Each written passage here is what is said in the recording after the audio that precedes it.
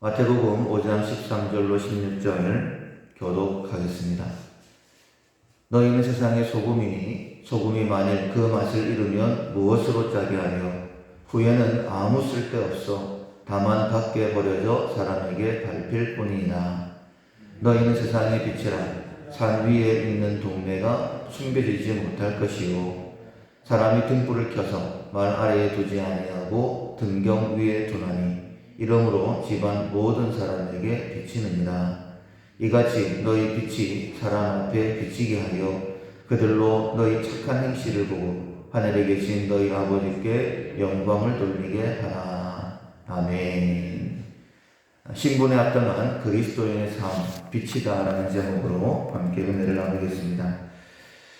예수님께서 우리의 별명을 두 가지를 지어주셨습니다. 세상의 소금이다, 세상의 빛이다. 이 순서를 꼭 기억하시고 소금과 빛으로서의 삶을 살아가는 우리가 되어야 될 것입니다. 그런데 왜 우리의 별명을 소금과 빛 두 가지로 말씀하셨을까?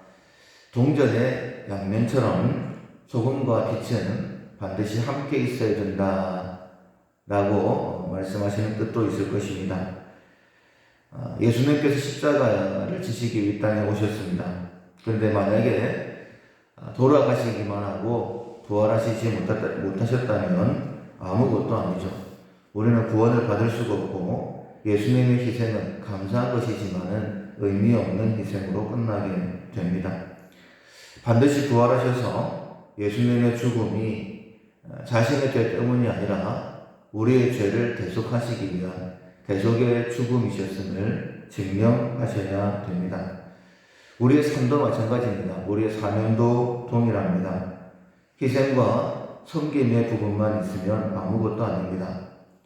우리의 삶을 통하여서 예수 부활을 믿는 자, 예수 새 생명을 받은 자의 모습을 증거하면서 이런 삶이 진짜 삶이다 라고 아직까지 그 삶을 살지 못하는, 알지 못하는 사람들을 그 생명으로 인도하는 그러한 모습이 반드시 우리 가운데 있어야 됩니다. 세상의 빛이다 라고 말씀하셨고 숨기지 못한다 라고 말씀하셨는데 세상의 소금이다 라고 말씀하실 때는 땅의 소금이다 라고 원어에는 그렇게 기록되어 있다라고 말씀을 들었어요. 땅의 소금은 어쩌면 숨겨진 부분입니다. 희생과 섬김이라는 것은 나타나지 않는 것.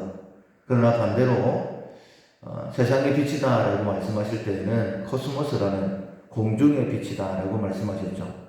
그리고 드러내야 된다라고 말씀하셨습니다.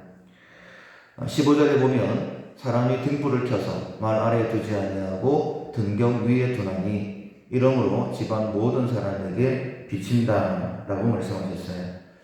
불을 켜는 목적이 있습니다. 어둠이 싫어서 환하게 밝히기 위하여 불을 켜는 것처럼 빛은 드러내는 것입니다. 많은 사람에게 드러내는 것, 비추는 것. 앞서 말씀을 드린 것처럼 땅의 소금은 희생과 섬김, 드러나지 않는 것. 그러나 반면에 반드시 빛으로서 드러내야 될 것이 있다, 비추어야 될 것이 있다라고 말씀하십니다. 이같이 하여서 너희 빛이 사람 앞에 비치게 하여 그들로 너희 착한 행실을 보고 하늘에 계신 너희 아버지께 영광을 돌리게 하라. 이 빛을 착한 행실이다라고 말씀하시죠. 사람들에게 우리의 착한 행실을 보여줘야 된다. 그것을 통하여서 하나님 아버지께 영광이 돌려진다라고 말씀을 하십니다. 그렇다면 착한 행실은 뭘까? 우리가 열매를 맺는 것으로 표현을 했을 때에 열매다라고 하면 가장 먼저 성령의 9가지 열매를 생각할 수 있습니다. 사랑과 희락, 화평, 오래 참음, 자비, 양성, 충성, 온유, 절제라고 우리가 말씀을 알고 있는 것처럼 이러한 삶의 모습은 반드시 사람들에게 비춰져야 된다고 말씀하시죠. 그렇다면 어떻게 해야지만이 이 열매를 맺을 수 있을까? 예수님께 붙어 있기만 하면 된다라고 말씀하셨습니다. 그들의 열매로 그들을 알지니 가시나무에서 포도를 또는 엉겅퀴에서 무화과를 따겠느냐? 좋은 나무가 나쁜 열매를 맺을 수 없고 못된 나무가 아름다운 열매를 맺을 수 없느니라. 먼저는 좋은 나무가 되어야 됩니다. 가시에서는 포도를 딸 수가 없는 거예요. 엉겅퀴에서는 무화과를 얻을 수가 없습니다. 먼저는 변화된 모습, 속사람이 변화되어야 된다. 속사람이 변화되어야 착한 행실이 우리를 통하여 나타날 수 있다라고 말씀하시죠. 그렇다면 언제 어떻게 우리의 속사람이 변화되어질까? 우리 모두는 답을 알고 있습니다. 예수님을 영접할 때 성령께서 우리와 함께 거하실 때에 우리는 변화된 사람이 될 수 있습니다. 성령께서 온전히 나를 주장하시고 나의 주인이 되셔서 나의 삶을 이끌어 가실 때에 우리는 성령의 9가지 열매를 맺는 삶을 살아갈 수 있어요. 미운 사람이 있습니다. 도저히 용서가 안 되는 사람이 있습니다. 속이 부글부글거립니다. 그리고 이가 부득부득 갈립니다. 그런데 참습니다. 정말 잘한 일이고 칭찬받을 만한 일입니다. 그러나 그것으로는 하나님께 칭찬받을 수 없습니다. 인간적인 노력은 가장하지만은 그러나 내 안에 계신 예수님은 보여줄 수가 없다라는 거예요. 빛은 아닙니다. 속으로 몇 번이고 살인을 하지 않았겠습니까? 마태복음 5장에 이렇게 말씀하십니다. 내가 너에게 이르노니 너희 의가 서기관과 바리새인보다 더 낫지 못하면 결코 천국에 들어가지 못하리라. 내 속사람은 변하지 않고 그냥 이런 삶이 맞겠지, 이런 것이 의지, 그런 의로 살아가는 것은 천국에 들어갈 수 없는 삶이다라고 말씀하시는 거예요. 옛사람에게 말한 바 살인하지 말라. 누구든지 살인하면 심판을 받게 되리라 하였다는 것을 너희가 들었으나 나는 너희에게 이르노니 형제에게 노하는 자마다 심판을 받게 되고 형제를 대하여 나가라 하는 자는 공회에 잡히게 되고 미련한 놈이라 하는 자는 지옥불에 들어가게 되리라 라고 아주 엄중하게 예수님께서 우리에게 말씀하셨습니다. 그렇다면 어떻게 해야지만이 정말 마음으로 형제를 용서하고 원수를 위하여서 기도해 줄 수 있을까? 앞서 말씀을 드린 것처럼 본성이 변해야 됩니다. 그렇다면 과연 우리의 본성은 변화될 수 있을까? 바뀔 수 있을까? 우리는 본성은 안 바뀐다라고 생각을 합니다. 그러나 절대 쏘구시면 안 되죠. 본성이 바뀝니다. 갈라디아서 2장 20절에 보면 내가 그리스도와 함께 십자가에 못 박혔나니 그런즉 이제는 내가 사는 것이 아니요 오직 내 안에 그리스도께서 사시는 것이라. 이제 내가 육체 가운데 사는 것은 나를 사랑하사 나를 위하여 자기 자신을 버리신 하나님의 아들을 믿는 믿음 안에서 사는 것이라. 한마디로 주인이 바뀐 것입니다. 예전에는 내가 주인이었어요. 그러나 예수님을 영접하고 난 후에는 예수님이 나의 주인이 되십니다. 나를 위해 사는 것이 아니죠. 그렇다면 우리의 본성은, 속사람은 바뀐 것입니다. 영가시라는 영화를 보면 영가시라는 기생충이 사마귀 안에 들어가서 사마귀를 조종하죠. 기생충이 다 크고 난 다음에 새로운 숙주를 찾아야 될 때에 사마귀를 조종을 해서 물에 빠져 죽게 합니다. 그리고 그 물속에서 빠져나오게 되는 거예요. 그것을 모티브로 해서 이 영가시가 사람에게 들어와서 사람을 조종하고 똑같이 물에 빠뜨려 죽인다 라는 그런 내용의 영화인데, 이처럼 기생충 하나에도 조종당할 수 있다. 우리가 영화나 드라마를 보면 흑마술을 통해서 사람을 조종하는 그런 모습을 볼 수 있지 않습니까? 이런 것이 바로 우리의 예전의 삶이었죠. 마귀에게 조종당하는 삶. 그는 허물과 죄로 죽었던 너희를 살리셨도다. 우리가 예전에는 어떤 삶을 살았느냐? 너희는 그 가운데서 행하여 이 세상 풍조를 따르고 공중의 권세 잡은 자를 따랐으니 곧 지금 불순종의 아들들 가운데 역사하는 영이라. 전에는 우리도 다 그 가운데서 우리 육체의 욕심을 따라 지내며 육체와 마음에 원하는 것을 하여 다른 인들과 같이 본질상 진노의 자녀다. 예전에는 그렇다는 거예요. 마귀에게 지배를 받아서 육체와 마음에 원하는 것을 하는, 이것이 본성대로 살아가는 육체의 삶입니다. 그러나 이제는 4절에 보면 긍휼이 풍성하신 하나님이 우리를 사랑하신 그 큰 사랑을 인하여 허물로 죽은 우리를 그리스도와 함께 살리셨고 너희는 은혜로 구원을 받았다. 이런 멸망의 삶, 본성의 삶 가운데서 우리가 건짐을 받았다라고 분명히 말씀하고 있습니다. 그러니 반드시 알아야 됩니다. 이제는 주인이 바뀌었다. 나의 삶을 이끌어 가신 주인이, 주체가 바뀌었다. 주인이 하나님이십니다. 마귀가 아니라는 거예요. 우리를 지배하고 이끌어 가기를 하나님께서 원하십니다. 그런데 하나님이 마귀와 다른 점은 인격적으로 우리를 대하신다는 거예요. 강조하시지 않습니다. 스스로 행할 때까지 기다리시는 분이시죠. 우리에게 자유의지를 주셨을 뿐만 아니라 우리를 온전히 하나님의 자녀로 대해 주십니다. 그렇다면 우리가 먼저 알아야 될 것은 우리가 변화되었다라는 사실을 알고 인정하는 것입니다. 예전에는 본능대로 살았어요. 이기적으로, 욕심으로 나를 위해 살았습니다. 그러나 이제는 땅의 소금이고 그리고 공중의 빛으로 살아갈 수 있습니다. 다시 말씀드리지만 첫 번째는 주인이 바뀌었습니다. 그리고 이제는 완전히 다른 삶을 살 수 있습니다. 그것을 알고 인정해야 됩니다. 고린도전서 5장에 보면 그가 모든 사람을 대신하여 죽으심은 살아있는 자들로 하여금 다시는 그들 자신을 위하여 살지 않고 오직 그들을 대신하여 죽었다가 다시 살아나신 이를 위하여 살게 하려 하심이라. 예수님께서 부활하신 이유가 이제는 다른 삶을 살게 하시기 위함이라는 거예요. 그러므로 우리가 이제부터는 어떤 사람도 육신을 따라 알지 아니하노라. 나도 변하였고 지금 바울은 고린도 교회에 편지를 쓰고 있죠. 고린도 교회 성도들, 예수 그리스도를 영접한 성령이 임한 그들을 볼 때에도 연약함이 있지만은 육체대로 알지 않는다라고 그렇게 말하고 난 다음에 이렇게 우리에게 증거하고 있습니다. 같이 읽어보겠습니다. 17절입니다. 그런즉 누구든지 그리스도 안에 있으면 새로운 피조물이라. 이전 것은 지나갔으니 보라 새 것이 되었도다. 우리의 속사람이 완전히 바뀌었다. 나도 바뀌었고 너도 바뀌었고, 그래서 나도 나를 육체대로 알지 않겠다. 그리고 당신들을 볼 때에도 육체로 알지 않겠다, 보지 않겠다라고 이렇게 선언하고 있는 것입니다. 인정하고 내 안에 계신 예수님께 집중하면 됩니다.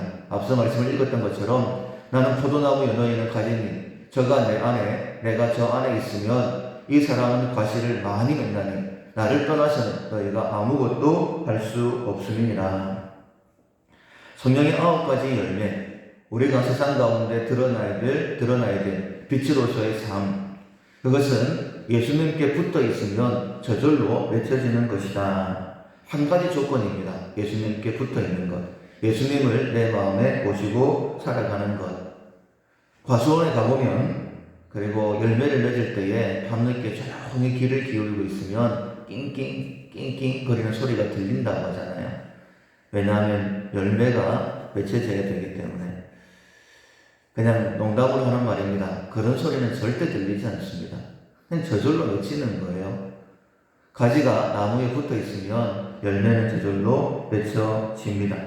붙어 있으면 뿌리를 통하여서 물과 그리고 영양분을 공급받게 되는 것이죠.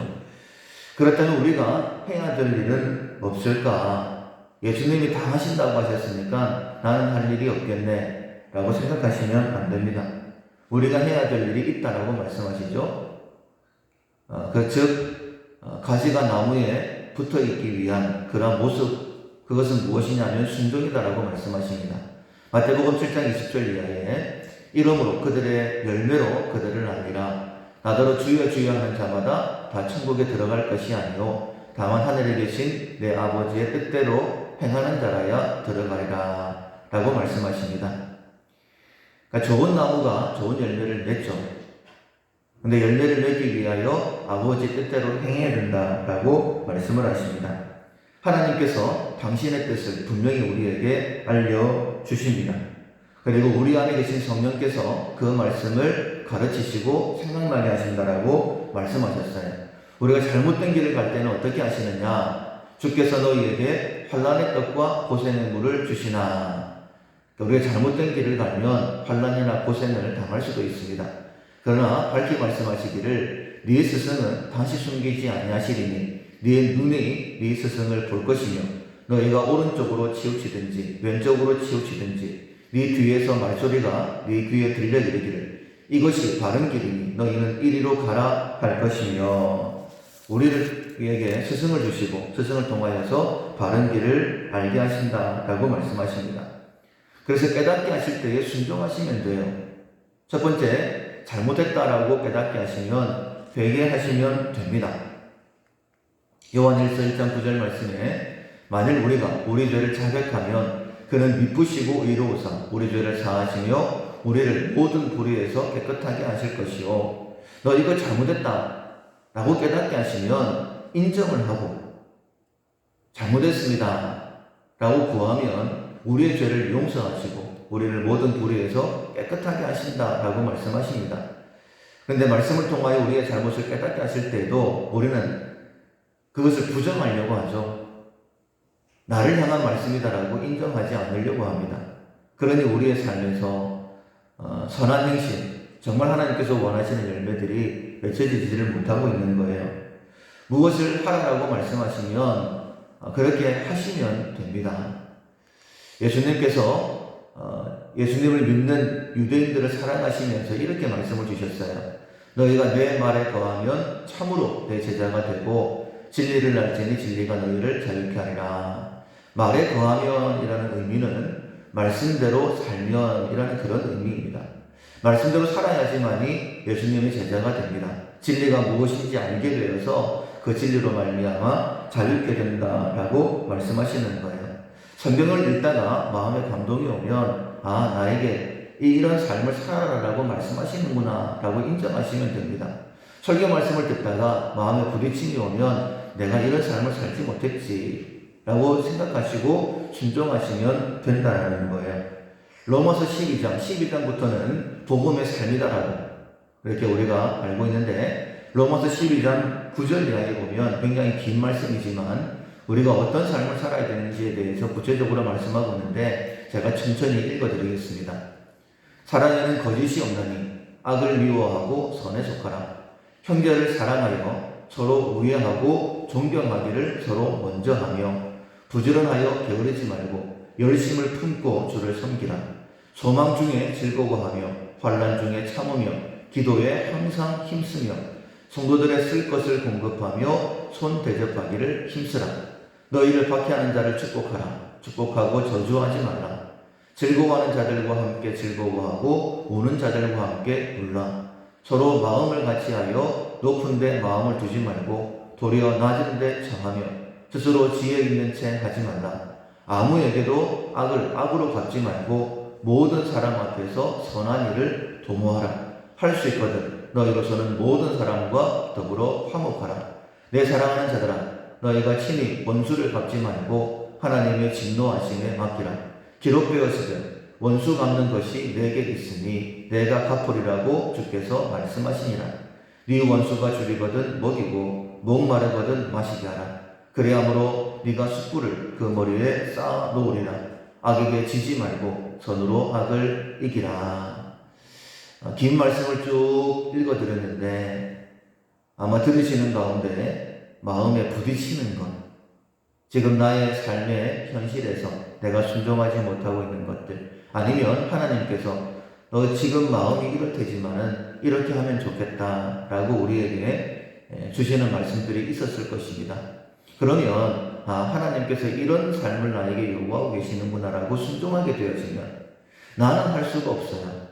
그러나 내가 영접한 예수님, 성령께서 그 열매를 맺을 수 있도록 사랑, 희락, 화평, 오래 참음, 자비, 양성, 충성, 온유, 절제의 열매를 맺을 수 있도록, 그리고 그 삶이 사람들에게 비춰지게 되어지고 그것을 통하여 하나님 앞에 영광이 돌려지게 되어지는 그런 빛으로서의 삶을 우리가 살아가게 되어집니다.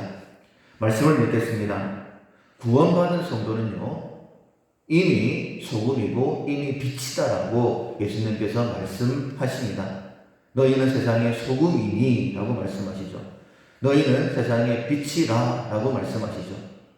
소금이 되어야 된다, 빛이 되어야 된다라고 말씀하시지 않습니다. 이미 너희는 소금이다. 너희는 이미 빛이다. 왜냐하면 우리는 예수님을 영접한 사람들입니다. 왜냐하면 성령께서 우리의 주인이 되셔서 우리와 함께 하시기 때문이죠. 그렇다면 우리의 착한 행실을 어떻게 세상에 비추어 낼 수 있을까? 그것은 내 육체의 모습을 걷어내면 되는 거예요. 내 본능을 하나하나 걷어내고 내 욕심, 내 고집 이런 것들을 하나하나 걷어내면 됩니다. 그렇다면 내 속에 계신 예수님께서 마음껏 그 빛을, 예수님께서 당신 자신을 내가 세상의 빛이다 라고 말씀하셨죠. 요한이 증거하기를 예수님이 참 빛이다 라고 증거하셨죠. 예수님이 이 땅에 오심으로 말미암아 흑암의 권세가 물러갔다라고 말씀을 하십니다. 그래서 내 속에 계신 예수 그리스도, 나는 질그릇이지만은 그 예수 그리스도를 드러내기 위하여 내 욕심을 걷어내면 됩니다. 회개하면 되고 순종하면 되고 반짝반짝 닦아서 그 빛이 비치도록 하면 된다라는 거예요. 말씀하시기를 이같이 너희 빛이 사람 앞에 비치게 하여, 이 빛은 우리는 빛이 아니죠, 그죠? 우리 안에 예수님이 빛이시기 때문에 이 빛이 사람 앞에 비치게 하여 그들로 너희 착한 행실을 보고 하늘에 계신 너희 아버지께 영광을 돌리게 하라 라고 말씀하신 것입니다. 말씀을 맺겠습니다. 이제 마지막 말씀인데, 우리는 이 땅의 소금은 숨겨지는 것. 우리는 세상의 빛, 공중의 빛은 드러내야 되는 것. 온전히 하나님께 붙들림 받으어서 소금과 빛으로서의 사명을 감당하는 우리 모두가 될 수 있기를 주님의 이름으로 축원합니다. 아멘. 찬송가 425장 주님의 뜻을 이루소서, 우리 함께 찬양하시고 말씀을 기억하면서 기도하시겠습니다. 425장입니다. 주님의 뜻을 이루소서, 고요한 중에 기다리니 시흙과 같은 날 빚으사 주님의 형상 만드소서. 주님의 뜻을 이루소서. 주님 말 앞에 엎드리니 나의 맘속을 살피시사 눈보다 귀게 하옵소서. 주님의 뜻을 이루소서. 병들어 몸이 피곤할 때 권능의 손을 내게 펴사 방독케 하여 주옵소서. 주님의 뜻을 이루소서. 온전히 나를 주장하사 주님과 함께 동행함을 만민이 알게 하옵소서. 아멘. 말씀을 기억하면서 소금과 빛으로서의 삶을 꼭 살아드릴 수 있도록 우리를 위하여 십자가를 지셨고 우리를 위하여 부활하셨는데, 그 주님을 믿고 있는데 내 고집 때문에, 내 육체의 본능 때문에, 이기적인 것 때문에 예수님의 이름이, 영광이 가려지지 않도록 나를 온전히 주장해 달라고 말씀을 깨닫게 하시고, 깨달아질 때마다 순종하는 모습이, 회개하는 모습이 우리 가운데 있게 해달라고, 주님 앞에 섰을 때에 많은 열매로 칭찬받는 자 되게 해달라고 먼저는 자기 자신을 위해 기도하시고, 우리를 통해 우리 가정이, 우리 밀락교회를 통하여 이 땅이 주의 영광을 보고 주님 앞에 온전히 서게 달라고, 또한 온 땅이 어려운 가운데 있습니다. 하나님이 선하신 그 계획이 이루어질 수 있도록 겸손하게 하나님 앞에 무릎 꿇고 나올 수 있도록, 또한 우리 가운데 약한 영혼들을 위해 중보 기도하겠습니다. 하나님 강건케 하여 주옵소서. 영육이 새롭게 되게 하여 주시옵소서. 다시 한 번 더 주님 앞에 나와서 주님께 충성할 수 있는 기회가 있게 달라고 기도하시고, 돌아오는 주일 부활주일입니다. 십자가의 고난을 깊이 묵상하는 가운데 주님의 부활의 영광에 참여하는 이번 부활주일 되게 달라고 성례식을 위하여 기도하시고, 각자 기도 제목으로 기도하겠습니다.